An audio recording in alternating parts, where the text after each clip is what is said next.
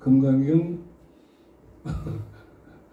금강경 연구의 원장님께서도 출석하시고 또 많이 출석하셨습니다. 오늘 특히 또 우리 김강식 교수님께서 또 출석을 하셨습니다. 오늘 김희종 박사님의 발표가 이제 지난번에는 재작년하고 작년하고 두 번에 걸쳐서 한 번은 김강식 교수님이 발표해 주셨고, 그 다음에는 이제 우리 송지영 교수님하고 우리 고준환 교수님이 발표를 해주셨습니다. 금강산 수도 공동체에 관해서 발표를 해주셨는데, 오늘 이제 특히 중요한 소사에서의 공동체에 관해서 우리 김희정 교수님께서 발표해서 아주 중요한 오늘 회의가 되겠습니다. 그러면은 오늘 먼저 제가 할 일은 오신 분 간단히 소개를 좀 드리겠습니다. 먼저 오늘 사회를 맡은 유종민 교수님, 박수 맞추시고, 그 다음에 오늘 저기 계시구나, 발표를 하신 김희정 교수님, 네. 그 다음에 우리 총장님 오셨습니다. 네. 박수. 그 다음에 이건호 인사하신 회장님 오셨고, 그 다음에 배선용 대구 금융상무 교수님, 반갑습니다. 그 다음에 김선영 교수님 오셨습니다. 그 다음에 중앙신도의 박정희 선생님, 감사합니다. 그럼 마이크를 우리 사회 여기 있습니다.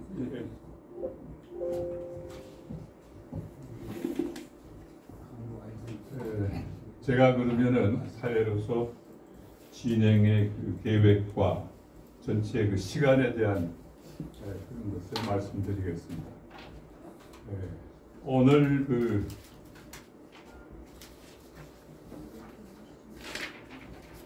김희종 선생님의 발표가 있으신데, 이 지금 상당히 양이 많습니다. 제가 이메일로 바꿔보니까 무려 37매나 되는 긴 공고를 쓰셨는데, 프린트가 되는데도 상당한 시간이 걸렸습니다. 이걸 다 발표하시려면은 오늘 좀 시간이 많이 걸리겠습니다. 굉장히 많은 이력을 갖고 계신데,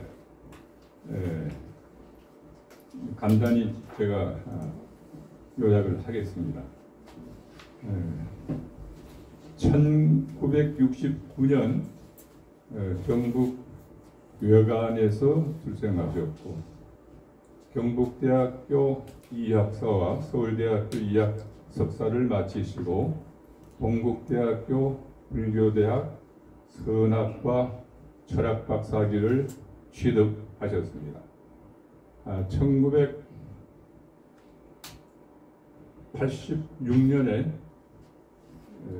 성고고등학교 교사 발령을 받았고, 1990년에 명전동 법당에서 금강경 독송회 공부를 하셨는데, 김재웅 독사님 본인 유종민에게 뭘 좀 들으신 걸로 그렇게 적혀 있습니다. 그 다음에는 1993년 원당법당에 가셔서 아름법연구원에서 김원수 법사님으로부터 공부를 좀 하셨고, 그 다음에 2008년에 교직을 명예퇴직을 하시고, 2017년에 동국대학교 불교대학 선학과 박사과정을 지나가셨는데 아주 탐구욕이 대단합니다.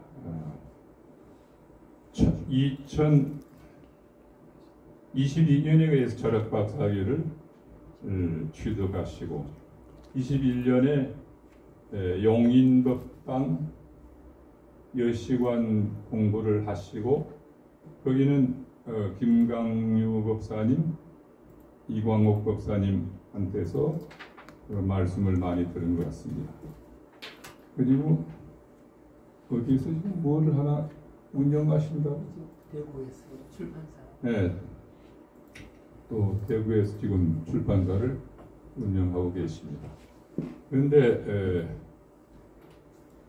아까도 말씀드렸지만은 이거는 제가 설명할 필요도 없고 또 본인이 잘 요약해서 진행을 하시겠지만은 여기에 대한 코멘트를 오늘 김광식 교수님이 또 하시기로 되어 있습니다.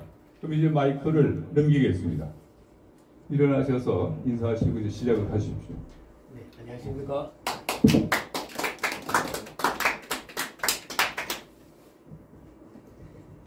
네, 방금 소개받은 김희종입니다. 1990년대 초반에 금강경 독송의 서울법당에서 저에게 가르침을 주신 존경하는 유종민 교수님으로부터 소개를 받게 되어 너무나 영광스럽습니다. 그리고 백승욱 박사님 가르침을 보존 발전시키려고 애를 쓰시는 백승욱 연구원의 정천국 이사장님을 비롯한 여러 선생님들 앞에서 제 공부를 발표하게 되어서 너무나 감사를 드립니다. 네, 그럼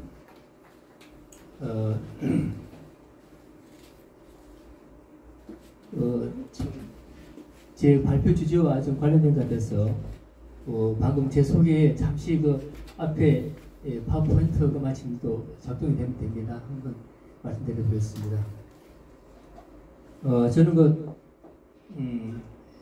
1990년도에 처음으로 백박사님 가르침을 만났습니다. 그 원당에서 공부를 또 했고, 그래 공부하다가 이 가르침이 너무나 좁아가지고 2008년도에는 22년간 몸담았던 학교를 명예퇴직을 하고 본격적으로 출가하는 마음으로 공부를 하게 됐습니다. 그 출가는 뭐 일반 우리가 알고 있는 출가가 아니고 우리가 옛날 소사처럼 그 제가자가 그냥 금강경 공부하는 단체에 전의를 공부하는 마음으로 2008년도에 공부를 하게 됐습니다. 아마 이런 것들은 아마 그 우리 선배님들께서 소사에 대해서 말씀하실 때 막연하게 하나마 그 밝은 분 밑에서 공부하고 싶은 그런 그 제 소원이 나이가 좀 됐지만 48세 때 공부를 한 것 같습니다. 그러다 실행적인 측면도 좋지만 좀 더 깊이 있게 공부해보자 그런 마음으로 2017년도는 동국대학교에서 공부를 또 해봤습니다. 오늘 그 발표 뭐 이렇게 일반 세미나 형식이 아니라 좀 편하게 사실 이게 제한된 시간에 사는 일반적인 세미나가 아니고 좀 훨씬 편하게 평소에 느꼈던 소감들을 점검받는 마음으로 한번 말씀을 올려보겠습니다. 사실 그 동국대학교를 세우신 분이 백승욱 박사님이시고 또 금강경이라는 것은 우리 조계종의 소위 경전으로 알려져 있습니다. 그래서 저는 이 백박사님 가르침을 논문 쓰기 위해서 동국대에 갔고 금강경 공부하기 때문에 정말 자랑스러운 마음으로 동국대학교 수업에 임했습니다. 그래서 제가 수업 때마다 금강경 또 백박사님 가르침을 이렇게 질문도 하고 토론도 했는데 말씀한 제가 큰 실망을 하게 됐습니다. 거의 대부분의 교수님들이 관심이 없으시더라고요. 더구나 수행법으로 금강경에 대해서는 아예 관심이 없으시고 다만 이게 강의하시고 마지막 그 정리 때에는 금강경 구조를 정리를 하시는. 그래서 이 어떤 내용과 실제 우리가 생활 속에서 실천법하고는 완전히 괴리가 돼요. 그래서 수행법으로서는 제가 한 번도 지금 만나 뵙지 못한 것 같습니다. 근데 그 많은 분자들은 실제로 독송을 통해서 공부를 많이 하고 있는데, 그래서 제가 또 이렇게 백박산에 대한 평가도 제가 저 동국대에 있으면서 들어보니까 너무나 그 안타깝고 참 민망할 정도로 그런 내용도 듣고 했었습니다. 근데 마침 그 정각 원장으로 계셨고 또 동국대 이사장님으로 계셨던 법산 스님께서 금강경 10만 독을 목표로 그때 5만 독을 배양하신 기사를 보고 제가 스님께 직접 전화를 올려서 직접 만나 뵙고 말씀을 들어봤습니다. 뭐 여러 말씀을 들었지만 제가 가장 기억에 남는 말씀은 백바사님께서 만드신 장학재단을 다시 동국대에서 되찾아와야 된다, 그런 말씀을 들었거든요. 그래서 참 이렇게 실제 동국대에서 백바사님의 그 위상이랄까, 그는 극히 극소수분들만 관심이 있고 나머지는 그렇지 않음을 좀 느꼈습니다. 제가 지금 파워포인트를 보시면은 제가 2017년도에 입학을 했는데 그때까지만 해도 우리 정정구 이사장님을 비롯한 신행 쪽에 또 소수 논문들만 이제 저희들 후학들한테 전해졌고, 근데 본격적으로 2018년부터 백바산 연구 과정물들이 나오게 되었습니다. 잘 아시겠지만 2018년도 7월 달에 오늘 여기 계시는 그 김광식 교수님께서 아마 중심되셔서 만해학회에서 신사동 불교 평로 사무실에서 만해 한영웅과 백성국이라는 주제로 학술 세미나를 개최하셨습니다.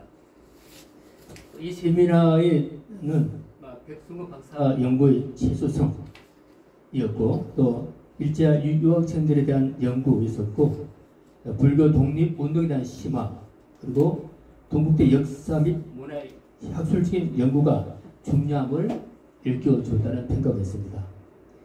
저도 그 세미나 참석했는데 그때 김광식 교수님과 정청구 이사장께서 좀 5번의 발표가 계셨습니다. 아마 이 세미나가 계기가 돼서 그해 11월 25일에 우리 민간 연구단체인 백성연구원이 창립된 것으로 알고 있습니다. 그 2018년도 그 11월 달에는 동국대학교에서 한국불교사연구소에서 대한시대 인문학자, 불교학자 이런 테마로 집중 세미나가 있었는데 그때 백승국 박사님에 관한 발표가 고영수 교수님께서 하셨고 박한현 선생님, 권상효 선생님, 김범민 선생님, 김임석 선생님에 대한 탐구 발표가 있었습니다. 그 발표에서 저도 참석해서 마지막 종합토론 때 제가 기억에 남는 말씀은 그 당시 여러 선각자분들이 가르침을 했는데 오직 백성국 박사님의 가르침만이 지금 후학들에 의해서 계속 재생되고 있다, 그렇게 평가를 하신 걸 들었습니다. 그리고 2020년부터 아마 민족사상 학회지를 통해서 많은 그 발표문이 나온 것 같습니다. 그 2023년도 2020년에 백바산 탄신 123주년 기념 문집인 금강경 독성과 바치는 법, 이런 책이 백성연구원에서 출간되었고 2021년도 2월달부터는 본격적으로 백성호 박사님 철학사상이 집중 적용되었습니다. 그해 9월달에 백박사님 탄신을 기념해서 김명사에서 백박사님 전집 6권이 출간되어서 1차 자료들이 한 곳에 모아졌습니다. 저는 그 다음에 2022년도에 2월달에 학위를 받게 됐는데 이런 선배님들의 이런 왕성한 백성호 박사님의 연구가 제가 공부하는 그 동안에 발표되기 때문에 제가 참 무사히 원만하게 영광스럽게 백성욱 박사님이라는 주제로 박사 논문을 쓸 수 있게 되어서 다시 한번 깊은 감사를 드립니다. 예, 그럼 오늘 발제문을 중심으로 간략하게 한번 보시면 백성욱 박사님은 크게 4기로 구분될 수 있겠습니다. 출가 수학기, 그다음에 금강산 수도기, 그다음에 사회 참여기, 그다음에 대중교화기가 되겠습니다. 우리가 좀 유심히 볼 수 있는 것은 이 기간 동안에 2번의 수행 공동체가 백화점에서는 꾸몄었습니다. 바로 금강산 수행 공동체, 그리고 오늘 발표인 소사 수행 공동체입니다. 2021년 2월 달에 오늘 그 논평해 주실 김광식 교수님께서 금강산 수행 공동체 역사와 성격에 대해서 논문 발표가 되셨는데, 그 논문에서 가장 제가 기억에 남는 내용은 바로 자급자족을 하면서 사부대중이 함께 수행하는 최초이자 유일한 수행 공동체라는 평가를 해주셨고, 이 내용이 언론을 통해서 많은 분들로부터 관심을 받게 됐습니다. 그 당시 논문의 형식은 6학 원칙으로 금강산 수행 공동체를 연구를 하셨고, 이번에 제가 공부한 소사 수행 공동체도 같은 방식으로 해서 상호 비교를 한번 해보도록 하겠습니다. 그리고 구체적으로 기간을 보시면은 동부대 총장직을 내놓으시고 1962년도에 소사로 향하셨습니다. 그래서 소사에서 법을 펴신 그 기간은 16년간으로 1977년도까지 이렇게 저는 봤습니다. 그것은 수행자분들의 수행기를 통해서, 그리고 1976년도에 제자분들께서 금강경 그 강의책을 녹음을 한 것을 녹취해서 책으로 내자.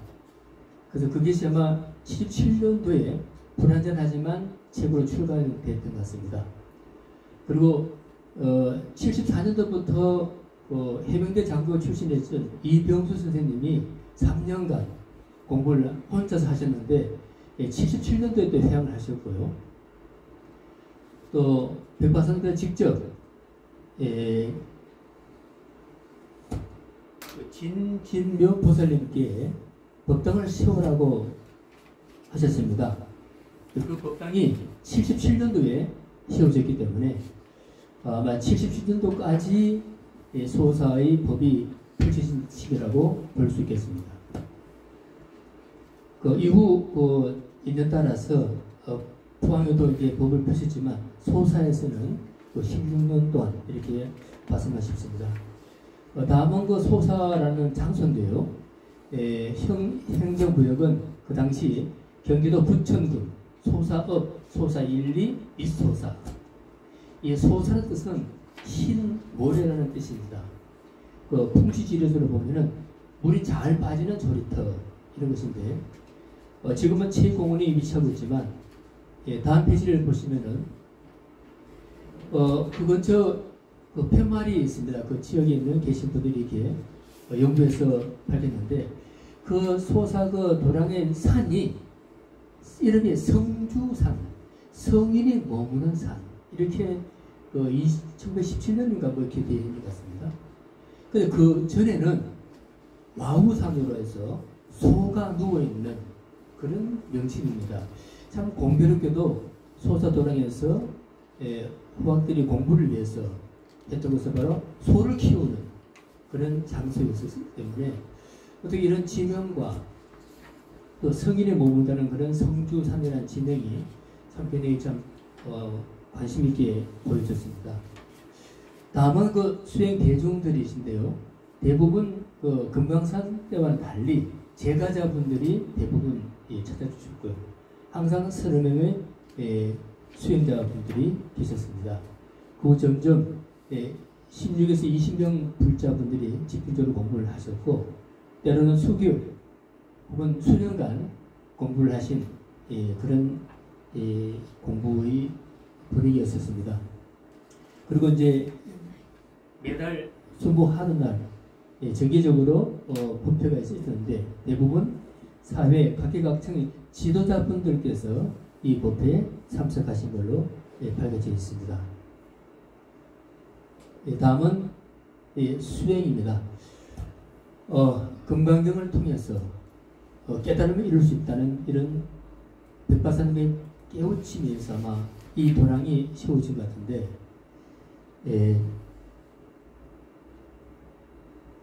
가장 우리가 신뢰할 수 있는 내용이 동국대학교 교지에 인터뷰한 내용이 나왔는데 한번 보겠습니다. 다음은 좌측에 있는 저 사진은 동국대 소사도랑의 정문에 있던 팻말, 실제 팻말인데 응작 여시가 되어 있습니다.